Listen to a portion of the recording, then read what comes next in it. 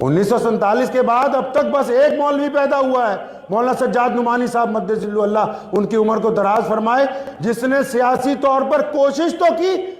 السلام علیکم دوستو، مولانا عثمان علی الدہن شاہ امام پنجاب کا حالیہ بیان ہے جس میں انہوں نے مسلمانوں کو سیاست میں بھرپور کردار ادا کرنے کی دعوت دی ہے۔ انہوں نے فرمایا ہے کہ سیاست اسلام کا ایک اہم حصہ ہے اور اس سے دور رہنا اپنے حق سے محروم ہونے کے مترادف ہے۔ مولانا شاہ امام پنجاب نے زور دے کر کہا ہے، آج اگر ہم اپنے مسائل کو حل کرنا چاہتے ہیں تو ہمیں سیاست میں مضبوط اور ہل چل کرتے رہنا ہوگا۔ جو قوم اپنی سیاسی حقوق سے غافل ہو جاتی ہے وہ معاشرتی طور پر کمزور ہو جاتی ہے۔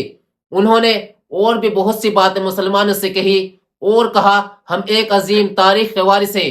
ناظرین، آئیے ہم آپ کو مولانا شاہ امام پنجاب ہی کی زبانی سنواتے ہیں۔ 1947 کے بعد اب تک بس ایک مولوی پیدا ہوا ہے، مولانا سجاد نعمانی صاحب مدث اللہ ان کی عمر کو دراز فرمائے، جس نے سیاسی طور پر کوشش تو کی۔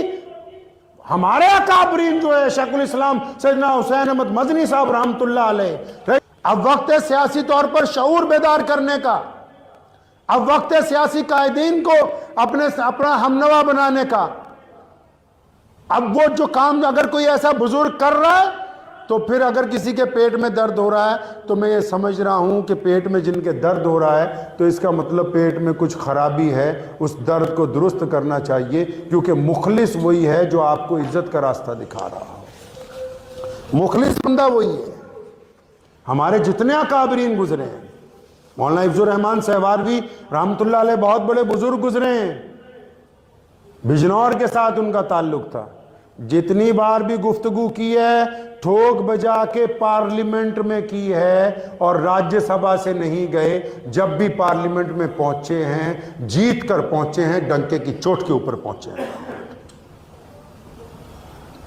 جو راستہ محمد رسول اللہ صلی اللہ علیہ وسلم کی امت کو دکھانا چاہیے، آپ جس بھی ملک میں رہتے ہیں، اس ملک میں ہم لوگ پیدا ہوئے ہیں، ہمارے آب و اجداد کی دھرتی ہے، اس ملک کے لیے ہم نے بہترین قربانیاں دی ہیں، اور آج کل لیڈروں نے کیا کام پکڑ لیا، وہ جی فلاں آ رہا ہے تمہیں یہ کر دے گا، فلاں آ رہا ہے وقف ختم کر دے گا۔ کون ہے ایسا جو مسلمانوں کی مساجد اور وقف کو ختم کر سکے؟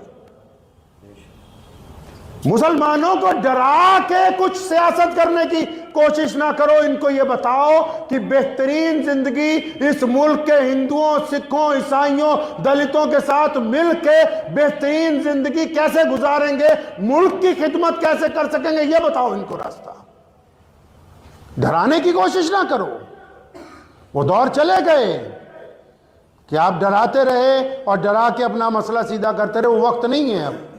اور میں ممبر پہ بیٹھا ہوں، اللہ رب العزت کی قسم کھا کے کہہ سکتا ہوں کہ جب بھی گفتگو ملت اسلامیہ سے علماء لدھیانہ نے کی ہے، اس میں مفاد اپنے دین کا، قوم کا اور ملک کا ہوتا ہے۔ کبھی کسی خاص شخصیت پر انگلی نہیں اٹھائی، لیکن گزشتہ جمعے کے بیان کے بعد جہاں لاکھوں مسلمانوں نے کہا کہ ہاں کچھ تبدیلی ہونی چاہیے، وہاں گنتی کے 4 لوگوں نے پیغام مجھے بھیجا کہ جو عزت تمہیں دی ہے وہ ہم چھین لیں گے۔ میں کہا یہ پہلی بار پتہ لگا، قرآن نے تو کہا کہ عزت دینے والی اللہ کی ذات ہے، وہ جسے چاہے گا عزت دے گا، جسے چاہے گا عزت واپس لے گا۔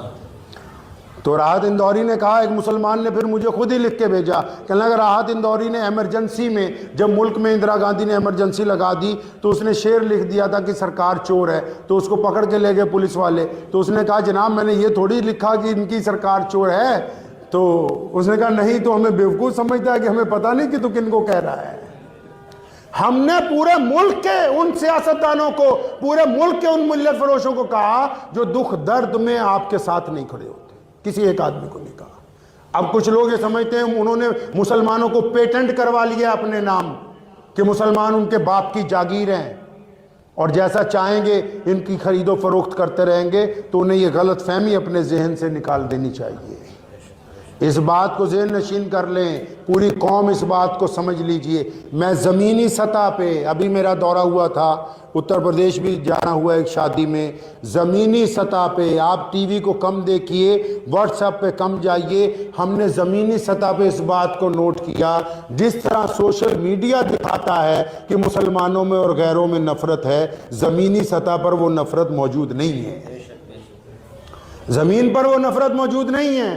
100 میں سے 2-4 ہوں گے لیکن اکثریت آپ بازار میں جائیں، مسلمان بھائی، ہندو بھائی، سکھ بھائی، عیسائی بھائی، دلت بھائی، وہ ایک ہی دکان پر خرید رہے ہیں، ایک ہی دکان پر سامان بیچ رہے ہیں، ایک ہی جگہ کاروبار کر رہے ہیں۔ یہ سیاستدان کہہ رہے ہیں اپنی اپنی قوم کو، کوئی ہمیں ڈرا کے چاہتا ہے ہمارا لیڈر بن جائے، کوئی انہیں ڈرا کے چاہتا ہے ان کا لیڈر بن جائے۔ تو ذہن نشین کر لیجئے اس بات کو کہ زمینی سطح پہ آپ نے کیا کرنا ہے نبی علیہ الصلوۃ والسلام کی سنت کے مطابق۔ پیارے نبی علیہ الصلوۃ والسلام کی جو سنت ہے، جس طرح نماز کی ادائیگی اسلام نے سکھائی، جس طرح للہیت اسلام نے سکھائی، جو دیانتداری ایمانداری اسلام نے سکھائی ہے، زمینی سطح پہ مسلمانوں وہ کام کیجئے، خدا کے واسطے نکتہ چینی ایک دوسرے پہ کرنے چھوڑ دیں۔ ایگزامپل سیٹ اپ کیجئے۔ صاحب جو رات میرے پاس آئے تھے ان کو میں نے یہی کہا، میں کہا آپ کے دل میں تو بہت درد ہے اسلام کا۔ کہنے لگا جی بہت درد ہے۔ میں کہا یہ بتاؤ کیا آپ نے بھی شادی بنا دہیز کے کی ہے؟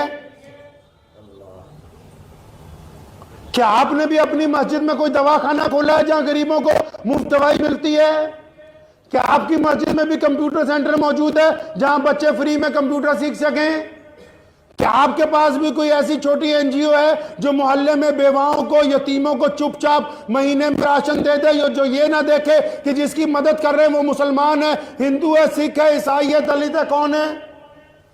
آپ اپنی ذاتی سطح پر کیا ایگزامپل سیٹ اپ کر رہے ہیں؟ کریں گے انشاءاللہ تعالی۔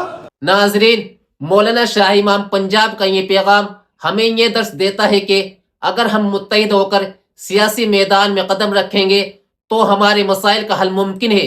ہمیں آج ہی سے اپنی ذمہ داریوں کا احساس کرنا ہوگا اور عمل جدوجہد کرنا ہوگا۔